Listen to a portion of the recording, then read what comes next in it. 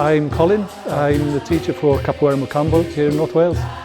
Today we're running a workshop. We have got three masters with us today, Mestre Geraldo, Mestre Valdir and Mestre Barão.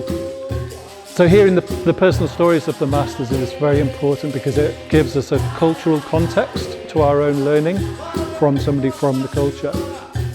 I specifically asked Mestre Geraldo to cover some aspects of the music, and that will lead into a roda. Two people will enter to play the game of capoeira. Within today's roda, I've got a surprise for one of my students.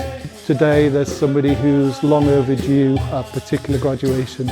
John understands the intention behind the lyrics, the meaning of those lyrics and how they're applied to the game that's happening in that moment, or how they refer to the history of capoeira or the culture of capoeira.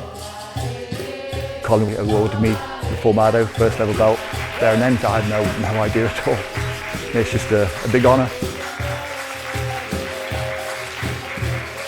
Capoeira should be a community event that's open to all ages and all levels of experience.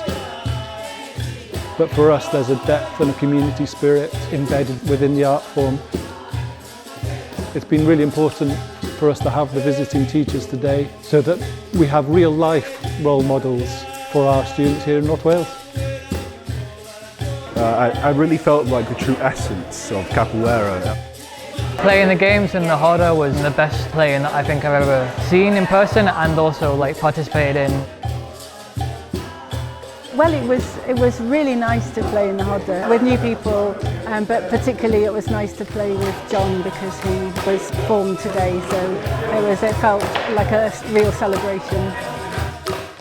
We're really on the cusp of a new chapter in the Capoeira Mocambo story. Got some new students, the atmosphere in classes is great.